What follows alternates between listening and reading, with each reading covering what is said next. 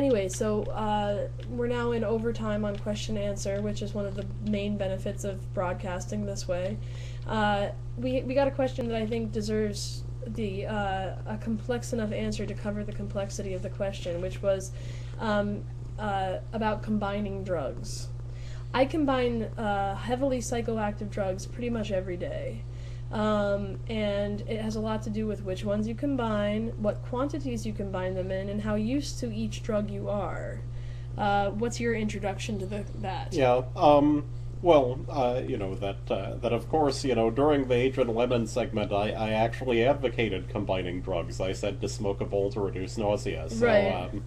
I Well, mean, that's not anything that's too serious. I'd say that like the important thing is to do research and find out if there are any issues. That like for instance with Adrian Lemon, if you look at the dextromethorphan fact, there's of course stuff about avoiding certain psychiatric medications that contain monoamine yeah, I was going to oxidase say the MAO inhibitors. inhibitors are the worst thing Um, anyway, and they'll only come if you have severe yeah, psychiatric and issues. that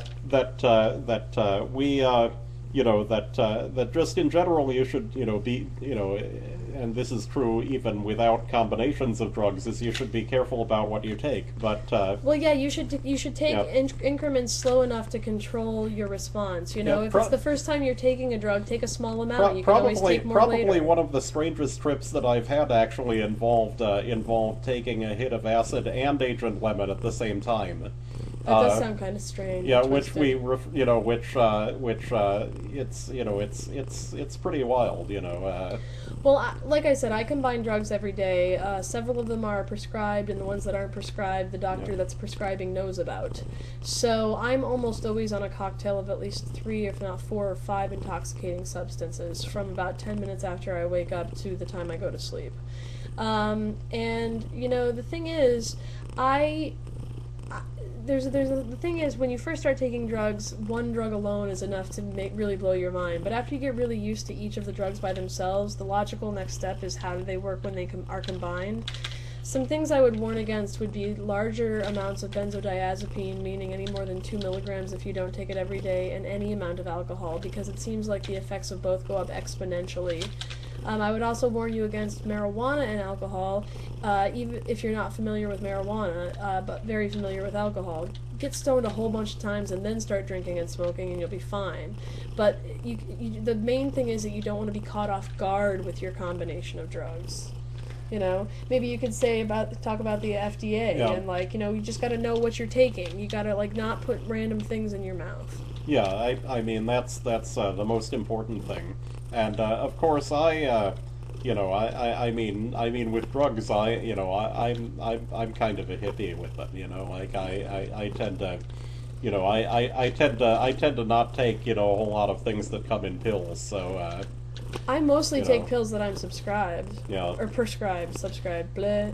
Like I said, this is the intoxicated news. I'm pretty buzzed right now. But, I'm not against pharmaceuticals. My main thing is, and I get a lot of flack for this, but I think that equivalent struggles are the right to control your reproductive system and the right to control your brain chemistry.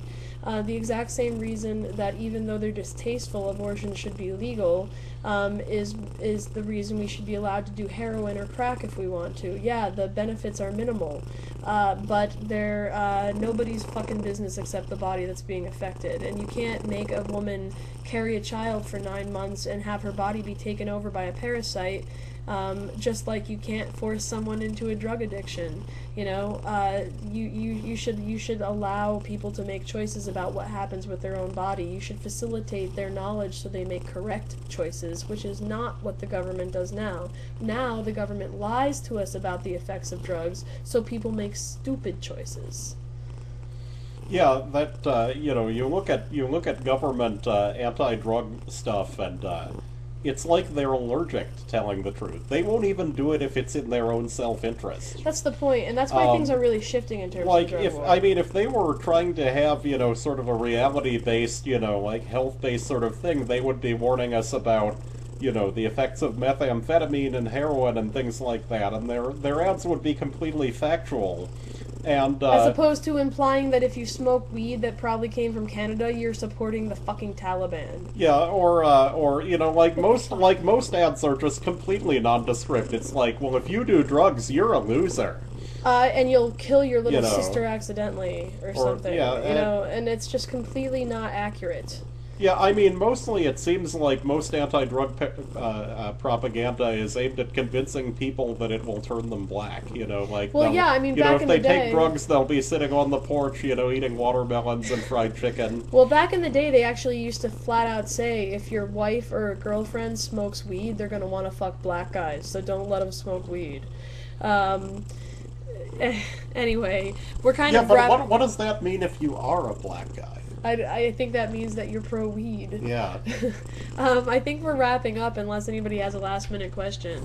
But this was a really good audience and it was a fun show.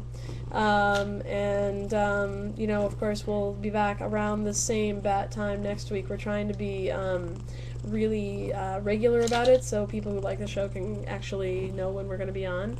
So sometime between 9 and 10 on Friday night we'll go on and we'll do a similar rundown of what we consider to be the important issues and a little bit of an informal fact check of the mainstream media. Something I said before anybody got here was that one of the things about us is that we're not shilling for anything other than the truth. And that doesn't mean we're always getting it right, but we're never trying to get it wrong. We're not paid, you know. We don't even really work for the American government in a de facto way as Americans. We really are not affiliated in any way, shape, or form with anything other than ourselves. So at the very least, we're trying to give you the truth. Do you want to say anything else before we finish the show for the night? I can't think of anything. All right.